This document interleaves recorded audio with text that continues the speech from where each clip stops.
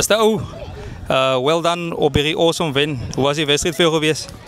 So in eerstens wil ek baie dankie sê vir die Hemelse Vader. Al die lof en die eer kom die Here toe. Ons vat dit nie van hom af weg nie. Omdat ons op hom vertrou kan ons hoogtes bereik en kan ons prosperity. Maar die game vir ons het nie die manne onderskat nie. Ons het geweet hulle gaan kom, ons is fisies. Ons laaste 2 games het nie vir ons so mooi afgeloop nie. So ons het nodig gehad om op te step. Ja, het was nog nie die beste nie, maar ons het ons beste gedeliver op die einde van die dag. En ek wil baie dankie sê vir ons supporters en almal wat in my persoonlik belief en die coaches wat hulle vertrou my sit naweek op naweek in die beespan. Ek wil vir hulle ook baie dankie sê, maar andersins die game was taaf en die game was lekker en ons geniet altyd maar rugby in die gaatjie. Dankie Mr. O en sterkte met die volgende wedstrijd weer eens in die gaatjie volgende week. Weer eens in die gaatjie volgende week. Baie dankie son. Thank you.